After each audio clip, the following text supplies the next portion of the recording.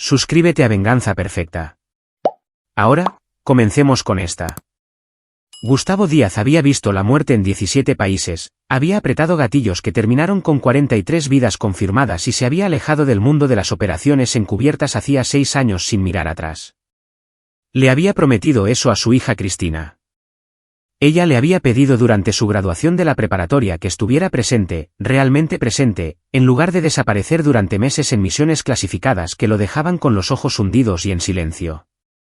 Así que se retiró a los 48 años, aceptó una pensión de contratista y aprendió a dormir sin un arma bajo la almohada. Reconstruía motocicletas clásicas en un garaje detrás de su casa en Valle de Bravo. Asistía a los eventos universitarios de Cristina. Aprendió a hacer comida italiana adecuada con vídeos de YouTube, aunque Cristina siempre se reía y corregía su técnica. Cuando ella trajo a Alejandro Montenegro a casa para la cena de Navidad hace 2 años, Gustavo hizo lo que cualquier padre haría, realizó una investigación de antecedentes. Alejandro venía de dinero viejo que se remontaba a generaciones de puestos diplomáticos y negocios internacionales. La familia Montenegro operaba principalmente desde una nación pequeña pero rica en Europa del Este, uno de esos países que tenía una influencia internacional superior a su tamaño a través de alianzas estratégicas y cuidadosas maniobras políticas. El propio Alejandro parecía bastante encantador, aunque un poco formal. Trabajaba en el negocio de importación y exportación de su familia, hablaba 5 idiomas y trataba a Cristina como si estuviera hecha de porcelana y oro. Los instintos de Gustavo, perfeccionados a través de años de leer objetivos y entornos, le susurraban que algo andaba mal. Pero su investigación resultó limpia. Sin antecedentes penales, sin asociaciones conocidas con organizaciones problemáticas. Y Cristina tenía 26 años, era brillante y estaba terminando su maestría en Relaciones Internacionales. No necesitaba que su paranoia envenenara su felicidad. Papá, lo sé. Mira, había dicho Cristina esa Navidad, acorralándolo en la cocina mientras Alejandro charlaba con los vecinos en la sala de estar. Estás haciendo esa cosa de la evaluación táctica. Solo estoy siendo un padre. Estás siendo un espía. Sonrió, suavizando las palabras. Lo amo. Es bueno conmigo. Eso es lo que importa. Gustavo asintió, se tragó sus preocupaciones y sirvió la cena. El compromiso llegó 8 meses después. Alejandro le propuso matrimonio en un restaurante con vista al lago de Avándaro, y el anillo probablemente costaba más que la camioneta de Gustavo, más de 1 millón de pesos. La planificación de la boda consumió el año siguiente. Cristina quería que fuera perfecta, y los Montenegro no escatimaron en gastos. Hicieron volar a familiares desde Europa, reservaron la histórica Hacienda San Gabriel para la ceremonia e incluso contrataron un cuarteto de cuerdas que había actuado para la realeza. Gustavo conoció a la familia de Alejandro durante la cena de ensayo. Sus padres, don Fernando y doña Sofía Montenegro, se comportaban con un porte aristocrático que rayaba en la arrogancia. Fernando era un hombre compacto de cabello plateado y ojos calculadores que apenas reconoció el apretón de manos de Gustavo. Sofía vestía todo de diseñador y hablaba con el personal de servicio como si fueran sirvientes en su hogar ancestral. Los 2 hermanos de Alejandro, César y Mateo, eran más jóvenes e igualmente pulidos, compartiendo bromas privadas en un español rápido que excluía a todos los demás en la mesa. La hermana, Mariana Montenegro, era diferente. Era callada, observadora, y cuando miraba a Cristina, Gustavo veía algo que hacía estallar sus viejos instintos, una mezcla de lástima y resignación que rápidamente enmascaraba. Pero el momento pasó, y Gustavo se dijo a sí mismo que estaba fabricando amenazas donde no existían. El día de la boda llegó con un clima perfecto, esa rara mañana de junio donde la humedad aún no había convertido el centro de México en un vapor. Gustavo acompañó a Cristina por el pasillo, con la mano temblando ligeramente sobre su brazo, su sonrisa radiante bajo el velo. Nunca la había visto más feliz. Cuando el oficiante preguntó quién entregaba a esta mujer, Gustavo dijo las palabras y tomó asiento en la primera fila junto a su exesposa, Rebeca Bravo, y su esposo, Pablo Herrera. Rebeca se acercó y le apretó la mano. A pesar de su divorcio hace 12 años, se habían mantenido cordiales por el bien de Cristina.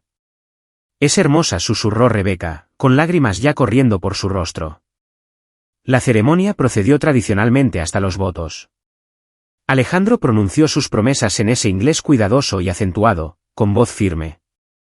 Luego Cristina comenzó las suyas, y Gustavo notó que la expresión de Alejandro cambiaba ligeramente, un endurecimiento alrededor de los ojos, una rigidez en los hombros. Cristina dijo: prometo construir una vida contigo basada en la igualdad y el respeto mutuo, ser tu compañera en todas las cosas. La mano de Alejandro se movió hacia su saco. El cuerpo de Gustavo reconoció el movimiento antes de que su mente consciente lo procesara, el alcance, el desenfunde, el agarre decidido. Ya estaba de pie, ya moviéndose hacia adelante cuando Alejandro sacó la daga ceremonial del interior de su traje a medida. Por el honor, dijo Alejandro claramente, su voz resonando a través del silencio atónito. Por la familia. La primera puñalada atrapó a Cristina en el pecho. Ella jadeó, sus ojos abriéndose con incomprensión. Gustavo corría ahora, empujando a los invitados congelados, pero estaba sucediendo demasiado rápido. Alejandro apuñaló una y otra vez, y Cristina se desplomó en los escalones del altar, su vestido blanco floreciendo en rojo. La familia Montenegro se puso de pie como uno solo. En lugar de horror, en lugar de intentos de detener la carnicería, comenzaron a aplaudir. Fernando, Sofía, César, Mateo, todos aplaudiendo con un ritmo lento y deliberado como si fuera alguna actuación retorcida que habían estado anticipando. Solo Mariana permaneció sentada, con el rostro enterrado en sus manos. Gustavo alcanzó a Alejandro después de la puñalada número 14. Agarró la muñeca del joven, la retorció lo suficientemente fuerte como para sentir los huesos rechinar y clavó su codo en la sien de Alejandro. Alejandro cayó, la daga ensangrentada resonando al caer lejos. Gustavo cayó de rodillas junto a Cristina, presionando sus manos contra las heridas, tratando de detener el sangrado que provenía de demasiados lugares. Papá, susurró Cristina, con sangre burbujeando en sus labios. ¿Qué? Sus ojos se fijaron en algo más allá de su hombro y se quedaron vacíos. El resto sucedió en fragmentos. Rebeca gritando. Pablo Herrera derribando a César Montenegro cuando intentó acercarse con algo en su mano, otra arma que el cerebro primitivo de Gustavo catalogó. Invitados huyendo en pánico. Alguien llamando al 911. Gustavo sosteniendo el cuerpo de su hija, su sangre empapando su smoking alquilado, mientras alguna parte distante de su mente contaba las heridas. 26, Alejandro la había apuñalado 26 veces. La familia Montenegro intentó irse. Gustavo se levantó, cubierto con la sangre de Cristina, y encontró a don Fernando Montenegro caminando tranquilamente hacia el estacionamiento con su esposa e hijos. Alejandro estaba siendo retenido por 3 padrinos de boda, todavía con el rostro inexpresivo, todavía tranquilo. Ustedes no van a ninguna parte, dijo Gustavo, con voz plana y fría. Fernando se volvió. Y por primera vez, Gustavo vio una emoción genuina en el rostro del hombre, desprecio. Tenemos inmunidad diplomática. Estamos protegidos por el derecho internacional. Tu hija era. Hizo una pausa, seleccionó sus palabras cuidadosamente. Un sacrificio desafortunado. Una cuestión de honor que no entenderías. Sacrificio. La palabra salió como algo entre una risa y un gruñido. Ella le faltó el respeto a nuestra familia con sus votos. Trató de hacer a mi hijo servil. Tales insultos no pueden tolerarse. Fernando se enderezó la corbata, que de alguna manera había permanecido perfectamente anudada durante todo el horror. Regresaremos a nuestra embajada. No pueden tocarnos. La policía llegó. Los agentes federales los siguieron dentro de la hora. La historia que surgió heló la sangre de Gustavo. Los Montenegro pertenecían a una secta fundamentalista dentro de la élite de su país, una cultura de honor arcaica que exigía obediencia absoluta de las mujeres y retribución brutal por la falta de respeto percibida. Los votos de Cristina enfatizando la igualdad y la asociación habían activado algún mandato antiguo. Alejandro había sido criado desde la infancia para priorizar el honor familiar por encima de todo, incluidos sus propios sentimientos. La boda había sido una trampa desde el principio, una trampa disfrazada de historia de amor, y no enfrentarían consecuencias. La familia Montenegro tenía credenciales diplomáticas a través de la embajada de su país en la Ciudad de México. Los padres figuraban como agregados culturales, los hijos como personal administrativo. Era una ficción, un escudo comprado a través de su riqueza y conexiones políticas, pero era legalmente vinculante. Para cuando la Fiscalía General de la República, FGR, Terminó de procesar la escena, Fernando ya había hecho llamadas a la embajada. Llegaron abogados, se archivaron formularios. Gustavo se sentó en una sala de conferencias en la oficina de la FGR, todavía con la sangre de Cristina, mientras un joven agente llamado Raimundo Reyes le explicaba la realidad. Señor Díaz, lo siento. He trabajado en casos diplomáticos antes, y este es. Reyes luchó por encontrar las palabras. Hermético. Están reclamando inmunidad. La Secretaría de Relaciones Exteriores, SRE, ha confirmado sus credenciales. Mi hija está muerta. Lo sé. Y Alejandro enfrentará cargos. Está detenido y estamos luchando contra el reclamo de inmunidad sobre él, ya que estaba fuera de los terrenos de la embajada y cometió un delito violento. Reyes se inclinó hacia adelante, con simpatía genuina en sus ojos. Pero la familia, los que orquestaron esto, los que aplaudieron. Se van del país en 72 horas. No podemos detenerlos. Gustavo pidió todos los favores que tenía, amigos en la SRE, ex colegas del CISEN, incluso un senador al que una vez había protegido durante un viaje al extranjero. La respuesta fue siempre la misma: manos atadas, incidente internacional, protocolos diplomáticos. No hay nada que podamos hacer. Los abogados de Alejandro lograron que lo liberaran en 48 horas. La inmunidad se extendió a él después de todo, algún tecnicismo sobre la cobertura familiar.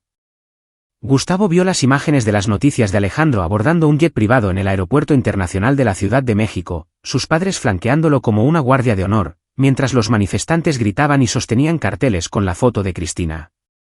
El funeral ocurrió 3 días después. Vinieron más de 400 personas. Los profesores universitarios de Cristina, sus amigos de la maestría, vecinos que la habían visto crecer. Rebeca se derrumbó por completo durante el elogio, y Pablo tuvo que ayudarla a salir de la iglesia.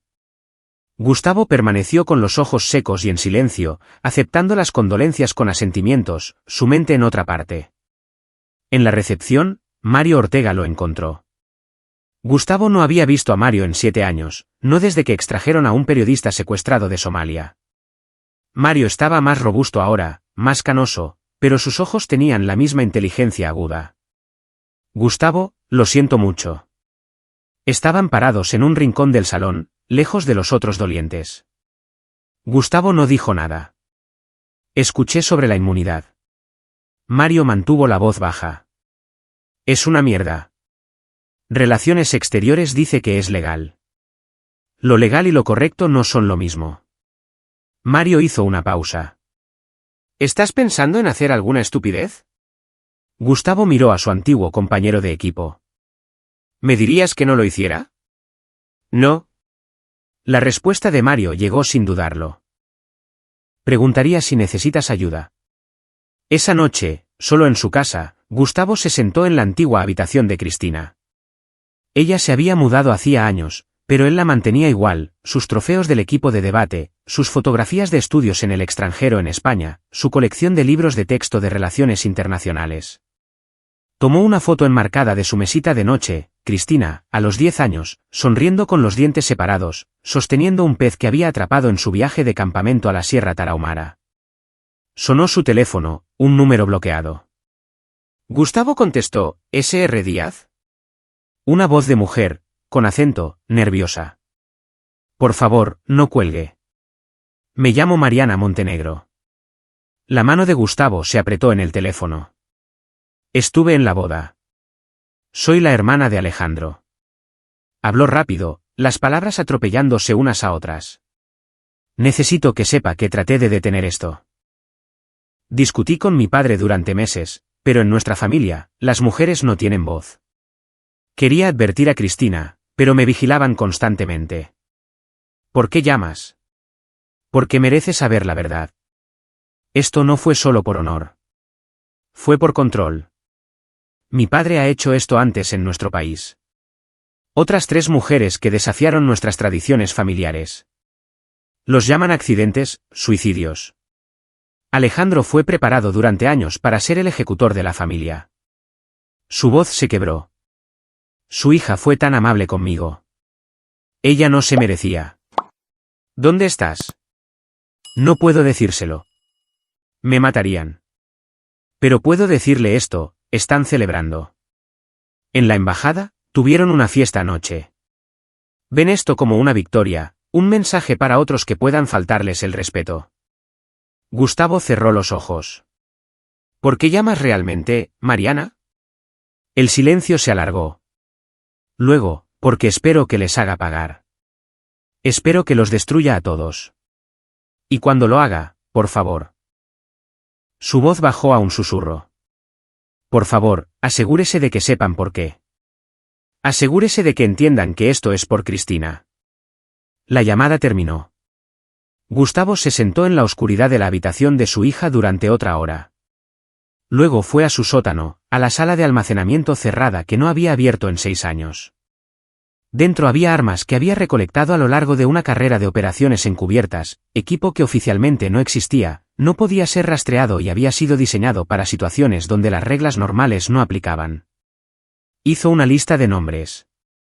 A Mario Ortega ya lo había contactado. Necesitaba especialistas. Personas que entendieran que algunas misiones operaban fuera de la ley, fuera de la moralidad, en ese espacio gris donde la justicia y la venganza se volvían indistinguibles. Luis Beltrán había sido su experto en demoliciones, ahora dirigía una operación minera en Durango. Pedro Rosales manejaba la logística y la inteligencia, actualmente trabajaba como consultor de seguridad privada en Monterrey. Noé Guerra era su médico, retirado en una clínica en la zona rural de Chiapas. Y había un nombre más, el que Gustavo había jurado que nunca volvería a contactar. Juan Lozano, su excomandante de unidad, el hombre que había dirigido algunas de las operaciones más oscuras en la historia reciente. Juan se había vuelto completamente privado hace 5 años, aceptando contratos que los gobiernos necesitaban hacer pero no podían reconocer. Era peligroso, posiblemente inestable, pero despiadadamente efectivo. Gustavo envió mensajes encriptados a cada uno de ellos. Las respuestas llegaron en cuestión de horas. Mario, dentro. ¿Cuándo y dónde? Luis, por Cristina. Lo que sea. Pedro, envíame el paquete del objetivo. Noé, llevaré suministros médicos. Los necesitarás. La respuesta de Juan fue la más breve, ya era hora. Esto es lo que hacemos. A la mañana siguiente, Gustavo llamó a la Secretaría de Relaciones Exteriores por última vez. Un burócrata llamado Sergio Álvarez, que lo había estado obstaculizando cortésmente durante días, entregó la respuesta esperada. Señor Díaz, entiendo su frustración, pero nuestras manos están atadas. La familia Montenegro ha salido del país. Están en el complejo de su embajada en Sarabia. La inmunidad diplomática es... Entiendo, interrumpió Gustavo. Gracias por su tiempo. Realmente lamento su pérdida.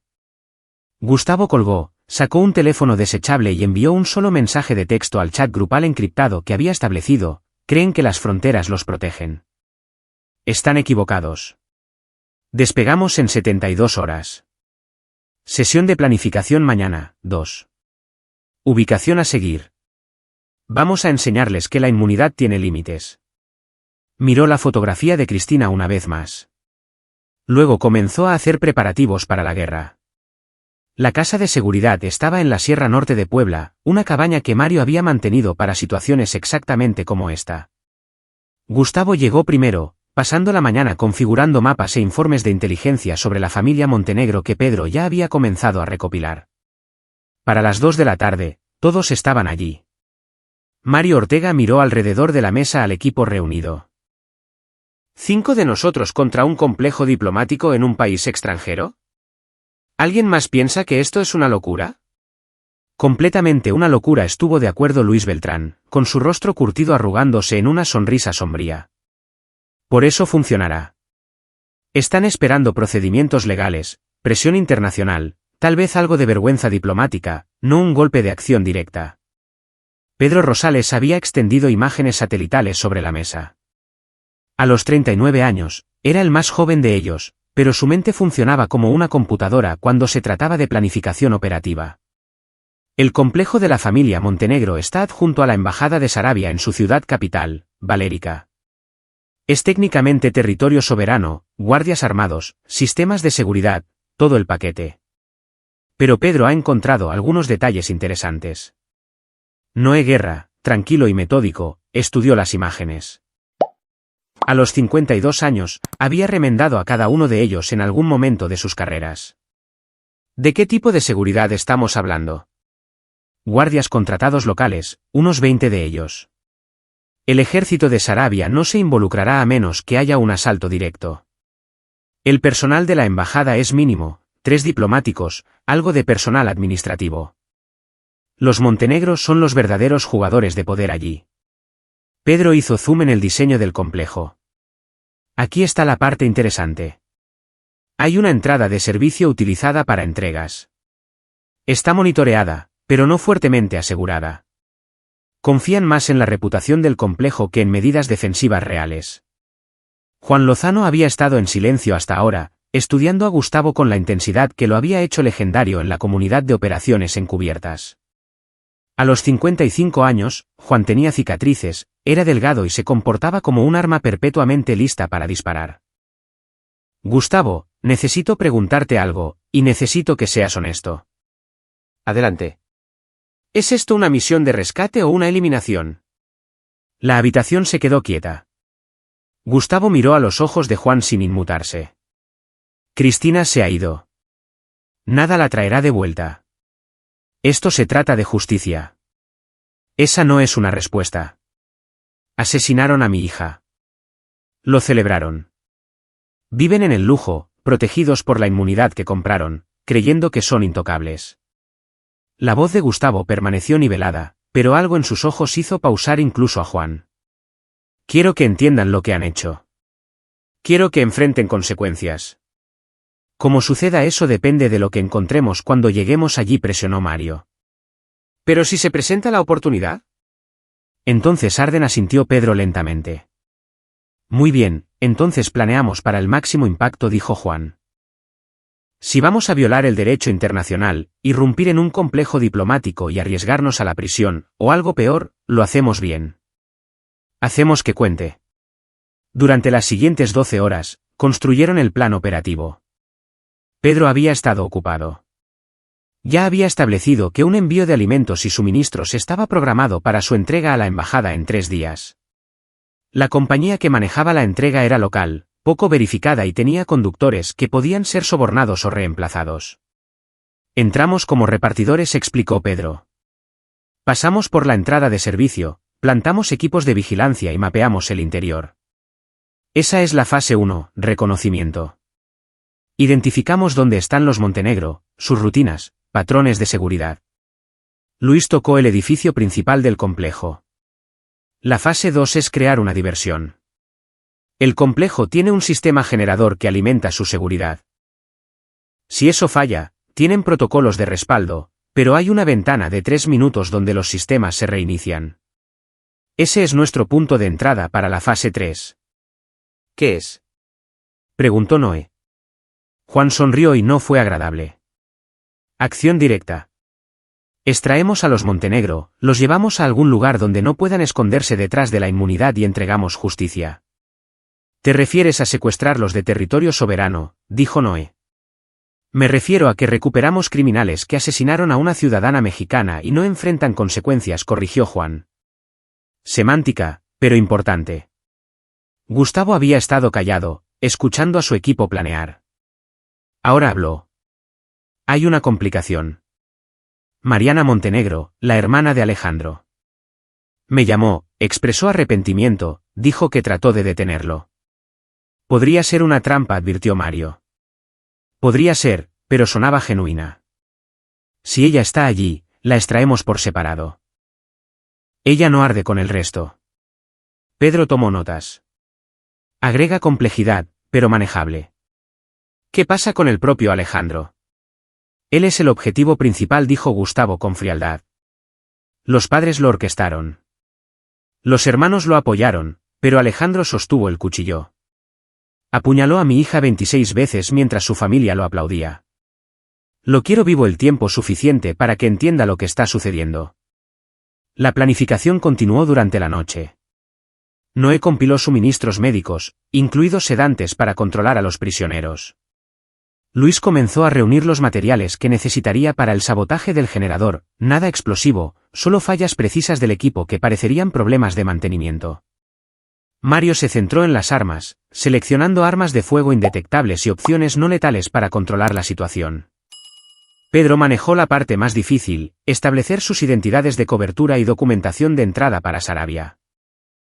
El país carecía de seguridad para el tráfico comercial, especialmente para empresas con relaciones establecidas. Ya había creado una empresa fantasma, falsificado credenciales de entrega y pirateado el sistema de programación de la empresa de entrega real para reemplazar a su personal con el equipo.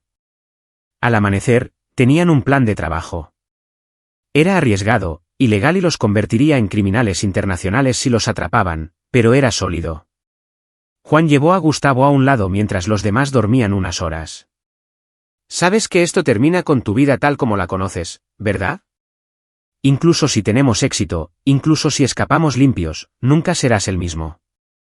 No he sido el mismo desde que vi morir a mi hija. Eso es el duelo hablando. Esto es diferente. Esto es elegir convertirse en otra cosa. Juan lo estudió cuidadosamente. He cruzado esta línea antes. No hay vuelta atrás. Gustavo pensó en la habitación de Cristina, sus fotografías, sus sueños que murieron en ese altar. Pensó en los Montenegro celebrando mientras su hija yacía en la morgue. Pensó en la inmunidad diplomática, protegiendo a los asesinos mientras le decían que lo aceptara, que siguiera adelante, que dejara que el sistema manejara cosas que el sistema ya había considerado intocables.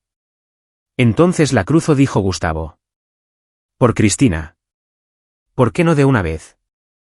Muy bien, entonces. Vamos a la guerra. El vuelo a Sarabia tomó 14 horas con una escala en Madrid. Viajaron por separado, Pedro y Noé en un vuelo comercial, Mario y Luis en un avión de carga que transportaba equipo minero, y Gustavo con Juan en un charter privado. Se reunirían en Valérica, la ciudad capital, en un hotel que Pedro había reservado bajo alias corporativos. Gustavo pasó el vuelo revisando todo lo que Pedro había compilado sobre la familia Montenegro. Su riqueza provenía de dinero viejo, propiedades, negocios, conexiones políticas que se remontaban a generaciones.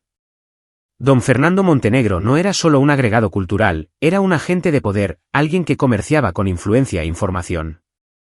La cultura de honor fundamentalista de la familia no era solo una creencia, era una herramienta de control, una forma de mantener el dominio a través del miedo y la tradición. El archivo de Alejandro hizo que Gustavo apretara la mandíbula. 3 relaciones anteriores, todas terminando repentinamente. Una mujer había abandonado el país inmediatamente. Otra se casó con otra persona en cuestión de semanas. La tercera murió en un accidente automovilístico que los investigadores consideraron sospechoso pero no pudieron probar.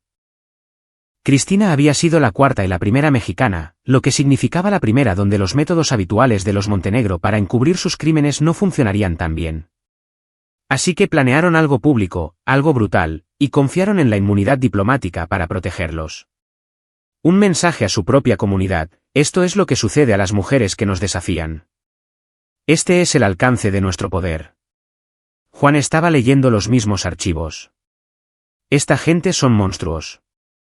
Los monstruos tienen debilidades, respondió Gustavo. Pedro encontró las suyas. El complejo Montenegro operaba con un horario estricto. Fernando y Sofía rara vez salían, dirigiendo negocios desde sus oficinas en el interior.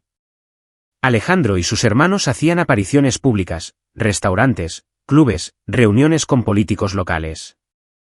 Se sentían seguros, intocables y, en su arrogancia, se habían vuelto predecibles. Mariana Montenegro, según la vigilancia de Pedro, salía del complejo 2 veces por semana para lo que figuraba como actividades culturales. En realidad, asistía a un grupo de apoyo para mujeres que buscaban escapar de familias fundamentalistas. Pedro tenía fotos de ella entrando en un edificio anodino en el centro de Valérica, pasando 2 horas allí y luego regresando al complejo. Siempre iba sola. Siempre los martes y jueves por la noche. Ese es nuestro contacto interno si necesitamos uno, observó Juan. Solo como último recurso. Dije lo que dije en serio. Ella no queda atrapada en el fuego cruzado.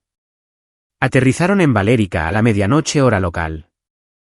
La ciudad era una extraña mezcla de arquitectura de la era soviética y modernas torres de vidrio, un país tratando de europeizarse mientras se aferraba a viejas estructuras de poder.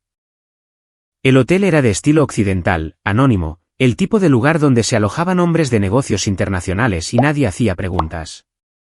El equipo se reunió en la suite de Gustavo a las 3 horas. Pedro había estado ocupado. Ya había sobornado al despachador de la empresa de entrega, obtenido sus uniformes y camión, y mapeado 3 rutas diferentes desde el complejo para la extracción. La entrega ocurre mañana a las 2 horas, informó Pedro. Mario y yo entramos como los conductores. Tendremos microcámaras ocultas en nuestros uniformes para mapear el interior. Gustavo, estarás en una camioneta de vigilancia afuera monitoreando las transmisiones. Juan, Luis, Noé, ustedes son nuestro equipo de respaldo y extracción. Mario revisó las cámaras, cosas diminutas apenas más grandes que un botón. ¿Cuál es la historia de cobertura si nos atrapan? No nos atrapan, dijo Pedro simplemente. Pero si nos comprometemos, somos contratistas contratados por la empresa de entrega. No hablamos bien el idioma y solo estamos siguiendo la hoja de ruta. Tontos e inofensivos. Luis tenía preocupaciones diferentes. El sistema generador. Necesito acceso físico para sabotearlo correctamente. Eso no puede suceder durante una entrega. Fase 2, dijo Juan. Tenemos una ventana la próxima semana durante su mantenimiento programado. El complejo utiliza contratistas locales para trabajos eléctricos. Reemplazamos a uno de ellos. Eso es arriesgado, señaló Noé. Las inserciones múltiples aumentan la exposición. Todo sobre esto es arriesgado, dijo Gustavo. Pero lo hacemos bien.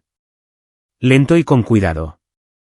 Primero reunimos inteligencia, luego atacamos cuando sepamos exactamente dónde está cada uno de ellos. La entrega transcurrió sin problemas. Mario y Pedro, vestidos con los uniformes arrugados de los repartidores, condujeron a través de la entrada de servicio del complejo con cajas de alimentos especiales que los Montenegro habían pedido. Los guardias apenas miraron sus identificaciones falsificadas, simplemente les hicieron señas para que pasaran al muelle de carga. Gustavo observaba las transmisiones de las cámaras desde la camioneta de vigilancia estacionada a 2 cuadras de distancia, grabando todo. El interior del complejo era lujoso, pisos de mármol, obras de arte caras, personal corriendo para atender las necesidades de la familia. La cámara de Pedro captó un vistazo de Sofía Montenegro dirigiendo a los sirvientes en un español severo, tratándolos como animales. Luego apareció Alejandro y las manos de Gustavo se apretaron. El joven parecía relajado, despreocupado, riéndose de algo que dijo su hermano César. Sin remordimiento, sin culpa, solo un asesino disfrutando de su inmunidad. Objetivo adquirido. La voz de Mario llegó a través del auricular. Segundo piso, ala este. 3 sujetos visibles, Alejandro, César, Mateo. Están en lo que parece una sala de entretenimiento. Mesa de billar, bar, televisión grande. La cámara de Pedro recorrió el espacio mientras llevaban cajas más allá de la puerta abierta. Los hermanos estaban viendo un partido de fútbol, bebiendo, completamente a gusto. Don Fernando y doña Sofía, preguntó Gustavo en voz baja. Aún no visuales, respondió Pedro. Pero según el miembro del personal que firmó la entrega, están en las oficinas del ala sur. Estoy plantando una baliza de rastreo en el pasillo principal. El dispositivo era del tamaño de una moneda, magnético, y emitiría una señal que los ayudaría a triangular posiciones durante la operación real. Pedro lo dejó caer casualmente mientras ajustaba una caja, y se pegó a una barandilla metálica decorativa. Completaron la entrega en 18 minutos, obtuvieron sus firmas y salieron. Gustavo esperó hasta que estuvieron libres, luego se alejó en la camioneta. De vuelta en el hotel, revisaron las imágenes cuadro por cuadro. El diseño del complejo ahora estaba mapeado. Identificaron 12 guardias en rotación, la mayoría estacionados en las entradas y el perímetro. En el interior, la seguridad era más ligera. Los Montenegro confiaban en su estatus diplomático más que en la protección física. Arrogancia, notó Juan. Realmente creen que nadie puede tocarlos. Esa creencia termina en 6 días, dijo Gustavo. Luis, eres el siguiente. Inserción de contratista eléctrico. Mapea el sistema generador y prepáralo para una falla de control. El equipo de mantenimiento llega a las 9 el próximo jueves, confirmó Luis. Reemplazaré a uno de sus electricistas. Entrar y salir en 4 horas. Pedro ya estaba trabajando en la siguiente fase. Después de que Luis confirme que el sabotaje está listo, hacemos una ronda de vigilancia más. Necesitamos saber sus posiciones exactas la noche que nos movamos. Estoy pensando en el viernes por la noche. Hay una recepción diplomática a la que deben asistir, pero los hijos generalmente se la saltan. Eso divide a la familia. Perfecto, dijo Mario. Los objetivos divididos son objetivos más fáciles. Noé había estado callado, estudiando esquemas de construcción. Ahora habló. La ruta de extracción es mi preocupación. Agarramos a 5 personas como prisioneros. Tal vez a Mariana si coopera. Y necesitamos sacarlos del país antes de que alguien se dé cuenta de lo que sucedió. Esa no es una exfiltración rápida. Juan sonrió. Déjenme eso a mí. Ya he hecho algunas llamadas. Tendremos un avión de carga en un aeródromo privado a 40 kilómetros fuera de la ciudad. Una vez que aseguremos los objetivos, es un viaje de 30 minutos y estamos en el aire. ¿Y los llevamos a dónde?, preguntó Noé. Aguas internacionales. Hay un barco esperando, dijo Juan. Lo que suceda allí depende de Gustavo. Todos los ojos se volvieron hacia él. Gustavo miró a cada uno de sus compañeros de equipo, hombres que lo habían seguido al infierno antes, que estaban arriesgando todo por la justicia de su hija. Les damos un juicio, dijo Gustavo en voz baja. No uno legal. Ya escaparon de eso. Pero responderán por lo que hicieron. Confesarán. Entenderán exactamente por qué está sucediendo esto. Y luego. Hizo una pausa. Luego recibirán la misma misericordia que le mostraron a Cristina. Nadie objetó. Todos habían visto las imágenes de la boda, leído los informes, entendido qué monstruos estaban cazando. La semana se arrastró. Luis se infiltró con éxito como electricista, pasó 3 horas en los sistemas mecánicos del complejo y plantó los dispositivos de sabotaje que desencadenarían una falla del generador a la orden. Informó que la seguridad seguía siendo laxa, los Montenegro completamente inconscientes de que habían sido vulnerados. Pedro realizó 2 pases de vigilancia más, confirmando rutinas. Los hermanos iban a antros los martes y jueves por la noche. Fernando y Sofía cenaban exactamente a las 7 horas atendidos por sirvientes. Mariana se iba a su grupo de apoyo el jueves por la noche, regresando a las 9 horas. El viernes, el día antes de la operación, Gustavo recibió un mensaje inesperado. Un mensaje de texto de un número desconocido. Están planeando algo mañana por la noche. Una celebración. Tengan cuidado. Era Mariana. Todavía estaba tratando de ayudar, incluso desde el interior del territorio enemigo. Gustavo respondió, quédate en tu habitación mañana por la noche. No salgas sin importar lo que escuches.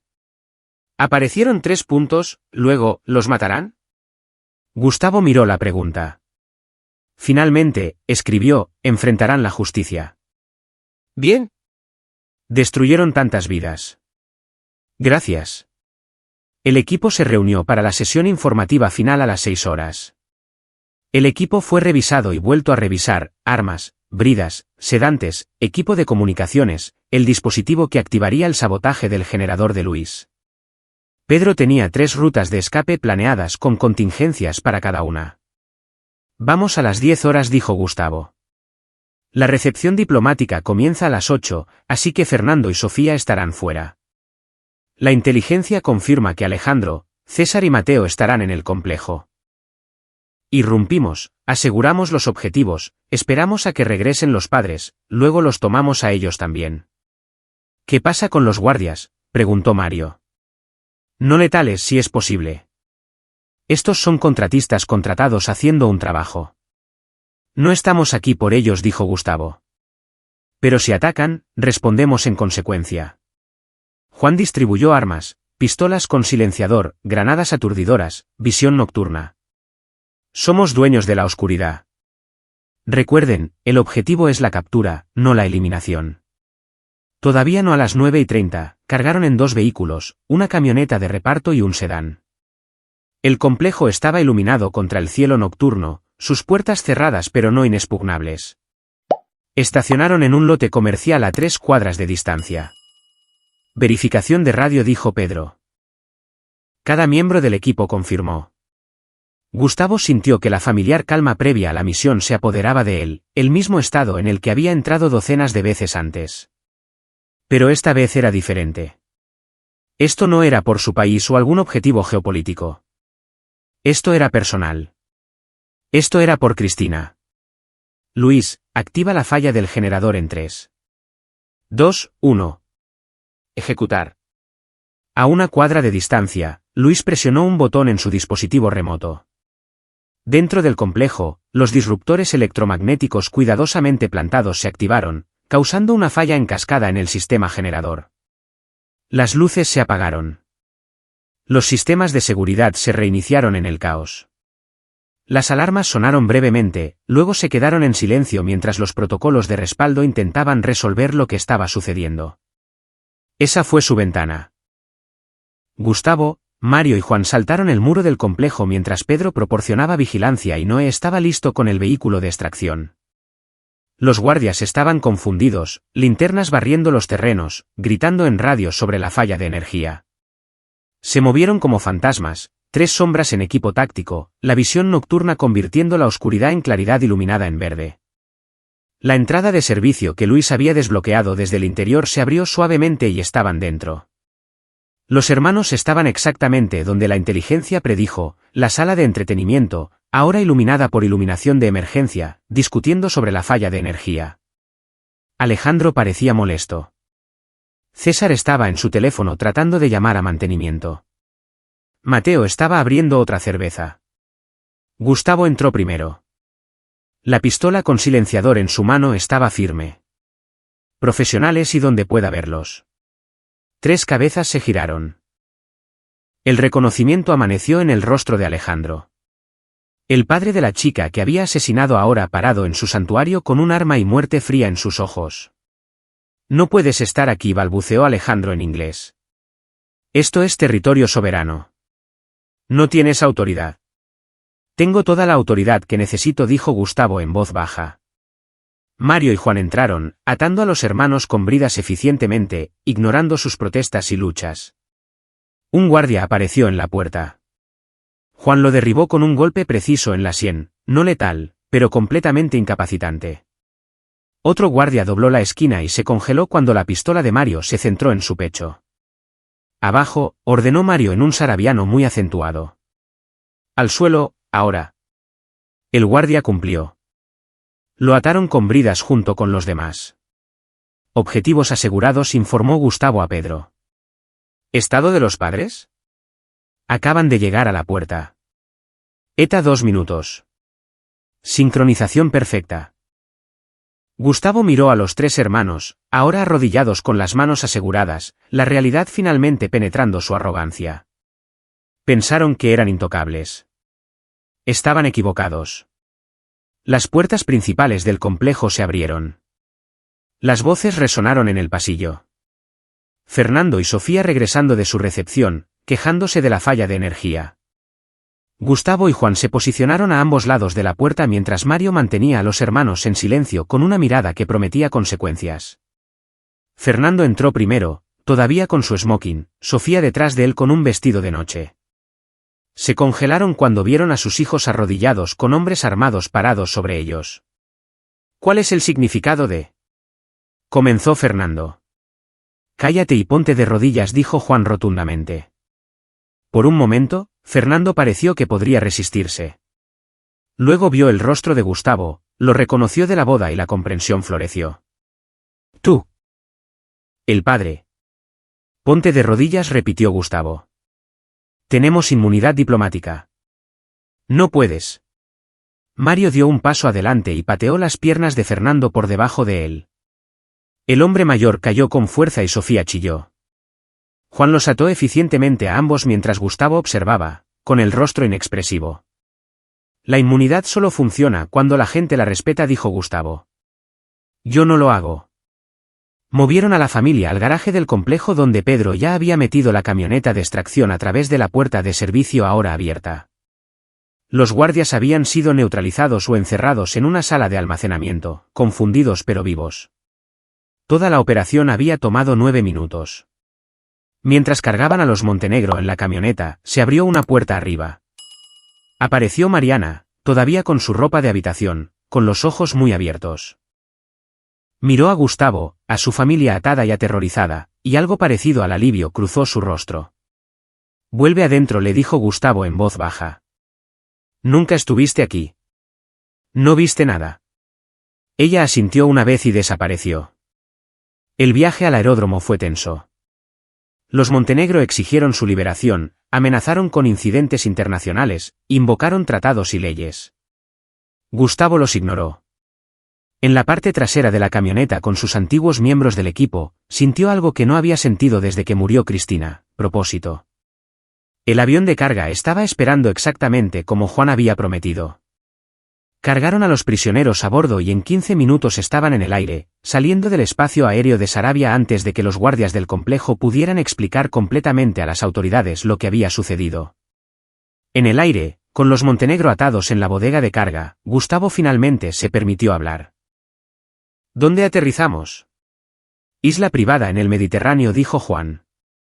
Propiedad de un contacto que no hace preguntas. Tendremos privacidad todo el tiempo que necesitemos y el barco anclado en alta mar. Cuando terminemos aquí, llevará a nuestros invitados a un lugar aún más privado. Gustavo asintió. La primera fase estaba completa. Habían penetrado la inmunidad diplomática, extraído a 5 personas de territorio soberano y escapado sin bajas. Ahora venía la segunda fase: justicia. Caminó hacia la bodega de carga y miró a la familia Montenegro. Le devolvieron la mirada con una mezcla de miedo y desafío. Alejandro intentó hablar, pero Gustavo levantó una mano. Ahórratelo. Tendrás mucho tiempo para hablar. De hecho, voy a insistir en ello. Me vas a contar todo. ¿Por qué lo hiciste, cómo lo planeaste, cada detalle? Vas a confesar. La voz de Gustavo era plana, vacía de emoción. Y luego vas a pagar. La isla era exactamente lo que Juan había descrito: 12 acres de matorral mediterráneo, una sola villa, sin otros habitantes. El barco en alta mar era un buque de carga fuera de servicio reutilizado para el tipo de trabajo que ningún gobierno reconocería. Su tripulación consistía en 3 hombres por los que Juan respondía y que desaparecieron en sus cuartos cuando el equipo llegó con los prisioneros. Se instalaron en el sótano de la villa, un espacio que claramente se había utilizado para interrogatorios antes: paredes de hormigón, sistemas de drenaje, sillas de metal atornilladas al piso. Gustavo trató de no pensar en qué más había sucedido aquí. Los Montenegro fueron separados en habitaciones individuales. Noé, a pesar de su renuencia sobre la moralidad de la misión, estableció una estación médica. Era médico primero, y monitorearía a los prisioneros para evitar que algo fuera demasiado lejos. Pedro estableció un sistema de grabación. Todo sería documentado. Gustavo comenzó con Fernando. El patriarca estaba sentado atado a una silla, con el smoking arrugado, su porte aristocrático finalmente agrietado. El miedo nadaba en sus ojos, aunque intentaba ocultarlo. Esto es ilegal, dijo Fernando. Estás cometiendo un crimen. Cuando seamos liberados. No van a ser liberados, interrumpió Gustavo. Seamos claros al respecto. Asesinaste a mi hija. Aplaudiste mientras tu hijo la apuñalaba 26 veces. Celebraste después y pensaste que la inmunidad diplomática te protegería para siempre. Era una cuestión de honor. Fue asesinato. Di la palabra. Asesinato. La mandíbula de Fernando se tensó. En nuestra cultura, en nuestra fe, las mujeres deben conocer su lugar. Tu hija le faltó el respeto a nuestra familia. Trató de hacer a mi hijo servil con sus votos. Tales insultos. Gustavo se movió más rápido de lo que Fernando esperaba, agarrando la cara del hombre mayor. Cristina tenía 26 años. Tenía una maestría. Quería construir una vida basada en la asociación y el respeto. Y tu respuesta fue hacer que la masacraran en el altar. Dilo. Di que la asesinaste. Hice lo que el honor exigía. Respuesta equivocada. Lo que siguió no fue tortura, Gustavo tenía reglas, líneas que no cruzaría incluso ahora, pero fue un interrogatorio. El tipo que había aprendido durante 20 años en operaciones encubiertas, privación del sueño, posiciones de estrés, interrogatorios implacables, rompiendo la resistencia de un sujeto hasta que la verdad se derramaba. Durante 16 horas, Fernando confesó todo. Como habían planeado un asesinato en la boda durante meses, viéndolo como un mensaje necesario para su comunidad. Como Alejandro había sido entrenado desde la infancia para priorizar el honor familiar por encima de todo, incluso el amor. Como habían investigado la inmunidad diplomática, asegurándose de estar protegidos. Como habían hecho esto antes. Otras 3 mujeres en Sarabia que habían cruzado a la familia. Todas silenciadas, todas encubiertas. Pedro lo grabó todo. Cada palabra, cada admisión, cada justificación que revelaba la profundidad de su depravación. Gustavo pasó a los hermanos después. César y Mateo eran más jóvenes, más fáciles de romper. Confesaron sus roles, apoyar a Alejandro, ayudar a planificar la logística, asegurar que no se creyera a ningún testigo. Se habían puesto de pie y aplaudido porque eso es lo que esperaba la familia. Lo que exigía el honor. ¿Sentiste algo?, le preguntó Gustavo a César. ¿Cuándo la viste morir? ¿Algo en absoluto? Sentí. La voz de César se quebró. Sentí que estaba haciendo lo que mi padre esperaba. Lo que nuestra familia siempre ha hecho. Esa no es una respuesta. No lo sé. César se rompió, con lágrimas corriendo. No sé qué sentí. Sucedió tan rápido. Y después, papá dijo que habíamos hecho lo correcto, que protegimos nuestro honor, y quise creerle porque la alternativa era. La alternativa era admitir que son monstruos. Mateo fue desafiante por más tiempo, aferrándose a las justificaciones de la familia. Pero el agotamiento y el miedo finalmente despojaron eso también. Admitió que había tenido dudas, que había pensado en advertir a Cristina, pero la lealtad familiar había ganado. Se nos enseña desde el nacimiento que la familia es todo, que los extraños no pueden entender, que nuestro honor vale cualquier precio. ¿Y ahora?, preguntó Gustavo. ¿Valió la pena el precio? Mateo miró el piso de concreto. No lo sé. Ya no sé nada. Sofía fue más difícil. La madre tenía acero en la columna vertebral, una verdadera creyente en el retorcido código de honor de la familia. Se negó a admitir irregularidades, insistiendo en que el asesinato de Cristina estaba justificado, incluso era necesario. Las mujeres deben ser controladas. Deben conocer su lugar. Tu hija era arrogante, irrespetuosa. Trató de corromper a mi hijo. Ella lo amaba, dijo Gustavo en voz baja. Quería construir una vida con él. ¿Quería? Destruir las tradiciones de nuestra familia. Eso no se puede permitir. Noé llevó a Gustavo a un lado después de la sesión con Sofía. Esto no es saludable. Para ti, para ninguno de nosotros. Tenemos confesiones. Tenemos todo registrado. ¿Cuál es el final del juego aquí? Aún no lo he decidido. Gustavo, mataron a Cristina y no enfrentaron consecuencias.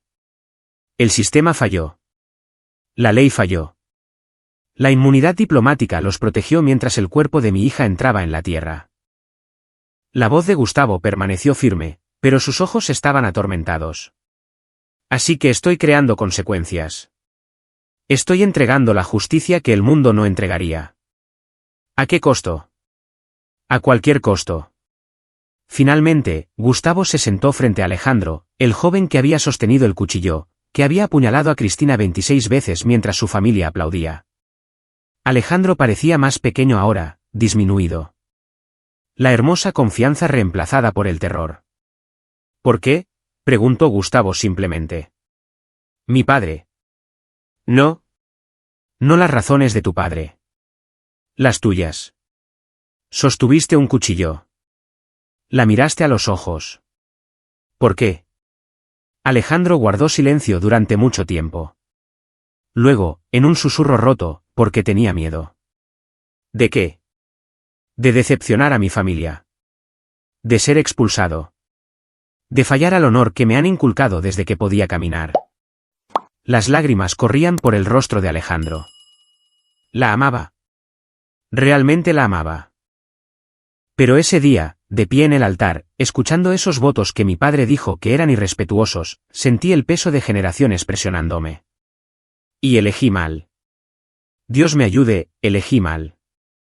Asesinaste a la mujer que amabas para complacer a tu padre. Sí, susurró Alejandro. Y nunca me perdonaré. ¿Nunca? Gustavo se reclinó, estudiando al joven que destruyó su vida. Parte de él quería sentir satisfacción por el colapso de Alejandro, por su confesión y remordimiento, pero en su mayoría se sentía vacío. ¿Sabes cuál fue la última palabra de Cristina?, preguntó Gustavo en voz baja. Alejandro negó con la cabeza. ¿Por qué? Me miró, sangrando por 26 puñaladas, y preguntó, ¿por qué? No pude responderle. Todavía no puedo.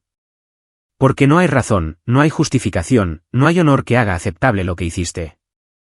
Lo sé. Me quitaste todo. Mi hija, mi futuro. Mis nietos nunca existirán. Le quitaste sus sueños, su potencial, su vida. Y luego volaste a casa y dejaste que tu inmunidad diplomática te protegiera. ¿Qué vas a hacer con nosotros?, preguntó Alejandro, y había resignación en su voz. Gustavo se puso de pie.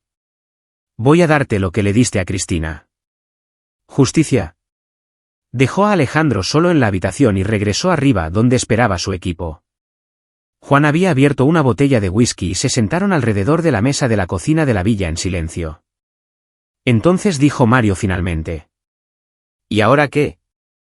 Gustavo miró a sus antiguos compañeros de equipo, hombres que lo habían seguido en esta misión ilegal y moralmente cuestionable porque creían en la justicia cuando el sistema fallaba. Ahora decido cómo se ve la justicia. Las confesiones son sólidas, dijo Pedro. Podríamos filtrarlas, destruir su reputación, la posición de su familia, todo lo que valoran. Eso no es suficiente, dijo Luis rotundamente. La reputación no trae a Cristina de vuelta. Nada la trae de vuelta, dijo Gustavo. Ese es el problema. No hay castigo que equilibre la balanza. Pero hizo una pausa, pensando. Hay rendición de cuentas. Hay asegurarse de que nunca lastimen a nadie más. Juan se inclinó hacia adelante. ¿Sabes lo que voy a sugerir? Lo sé. Estas personas son depredadores. Han matado antes. Matarían de nuevo. Sofía todavía no cree que hayan hecho nada malo. Fernando lo ve como una disciplina necesaria. Los hermanos están rotos ahora, pero dales tiempo. Déjalos regresar a su entorno y volverán a ser lo mismo. Los tenemos. Tenemos confesiones. Tenemos el poder de terminar esto permanentemente. Estás hablando de ejecución, dijo Noé en voz baja. Estoy hablando de justicia. Justicia real. No del tipo legal sanitizado que la inmunidad diplomática eludió. El tipo que realmente protege a las personas. La habitación quedó en silencio. Gustavo cerró los ojos, viendo el rostro de Cristina, escuchando su última palabra, sintiendo su sangre en sus manos. Hay otra opción, dijo Pedro. Hacemos esto público. Publicamos las confesiones, las grabaciones, todo. Los destruimos en el tribunal de la opinión pública, incluso si no podemos hacerlo legalmente. ¿Y entonces qué?, desafió Mario. Se van a casa, viven en su complejo, tal vez con algo de reputación dañada, pero fundamentalmente sin cambios. Su inmunidad diplomática aún los protege del enjuiciamiento. Todavía son libres. Libres pero expuestos, argumentó Pedro. Juan negó con la cabeza. La exposición sin consecuencias es solo ruido. Estas personas necesitan enfrentar una responsabilidad real. Gustavo abrió los ojos. Le hice una promesa a Cristina una vez de que dejaría la vida de operaciones encubiertas. Que estaría presente, sería normal y seguro. Mantuve esa promesa durante 6 años y no importó. Ella igual murió. El sistema en el que confié para impartir justicia falló por completo. Entonces, incitó Juan. Entonces he terminado de confiar en los sistemas. He terminado de creer en protocolos diplomáticos y procesos legales que protegen a los monstruos. La voz de Gustavo era de acero. Pero tampoco soy un verdugo. No me convertiré en lo que son. ¿Entonces qué?, preguntó Luis. Gustavo se puso de pie y caminó hacia la ventana, mirando hacia el Mediterráneo. A lo lejos, el barco esperaba, oscuro contra el agua más oscura. Se había estado formando una idea, un plan que impartiría justicia sin convertirlo en un asesino. Mariana me envió un mensaje antes de que los tomáramos. Preguntó si iba a matar a su familia. Le dije que enfrentarían la justicia. Gustavo se volvió hacia su equipo. Así es como se ve eso. Los llevamos al barco. Documentamos todo. Sus confesiones, sus crímenes, todo. Luego lo enviamos a todas las organizaciones de noticias, a todos los grupos de derechos humanos, a todas las agencias gubernamentales que puedan importar. Destruimos su inmunidad diplomática a través de la exposición. Eso no es suficiente, insistió Juan. No he terminado. También nos aseguramos de que nunca puedan volver a lastimar a nadie. El barco los lleva a algún lugar remoto. Una isla, una instalación, algún lugar donde vivirán sus vidas en aislamiento. Sin protección diplomática, sin lujo, sin honor familiar, solo consecuencias. Consecuencias reales y permanentes. Eso sigue siendo secuestro, señaló Noé. Sigue siendo detención ilegal. Sí. Y no me importa. Asesinaron a Cristina y quedaron libres. Esto es ellos no quedando libres. Mario asintió lentamente. No es perfecto, pero es justicia. Pedro parecía escéptico. ¿Y si eventualmente son encontrados, rescatados? Esto se convierte en un incidente internacional. Que así sea, dijo Gustavo. Que todo el mundo sepa lo que hicieron. Que todos vean que la inmunidad diplomática tiene límites. Que algunos crímenes son tan monstruosos, tan fuera de lugar, que las reglas normales no se aplican. Juan estudió a Gustavo por un largo momento, luego asintió. Muy bien. Puedo trabajar con eso. Conozco un lugar. Antiguo sitio negro, fuera de servicio, completamente fuera de los libros. Tendrán comida, agua, refugio. Sobrevivirán, pero no escaparán y no vivirán con comodidad. ¿Qué pasa con Alejandro?, preguntó Luis. Él es quien realmente sostuvo el cuchillo. La expresión de Gustavo se endureció. Alejandro recibe algo extra. Un recordatorio. Todos los días por el resto de su vida, va a vivir con lo que hizo, y me aseguré de que nunca lo olvide. Durante las siguientes 24 horas, prepararon todo. Pedro compiló las confesiones en un archivo completo, agregando la evidencia en vídeo, los testimonios, la historia documentada de los crímenes de la familia Montenegro. Creó un paquete de distribución que se lanzaría simultáneamente a las principales organizaciones de noticias, grupos de derechos humanos, la FGR, la Interpol y todas las agencias gubernamentales relevantes. Noé examinó a cada prisionero médicamente, documentando sus condiciones. A pesar del interrogatorio, ninguno había sufrido daños graves. Gustavo había cumplido su promesa de no convertirse en lo que eran. Mario y Luis prepararon el barco para el transporte. El capitán, un canoso exoficial naval que trabajaba exclusivamente para la organización de Juan, no hizo preguntas. Simplemente trazó un rumbo a las coordenadas que Juan proporcionó, en algún lugar del Atlántico Sur, una isla que no aparecía en ningún mapa actual. Gustavo pasó sus últimas horas en la isla en la habitación con Alejandro. No interrogando esta vez, solo hablando. Le contó a Alejandro sobre Cristina. No la mujer que Alejandro había conocido, sino la niña que Gustavo recordaba. Su infancia, sus sueños, la persona que había sido antes de que la familia de Alejandro la destruyera. Quiero que entiendas algo, dijo Gustavo.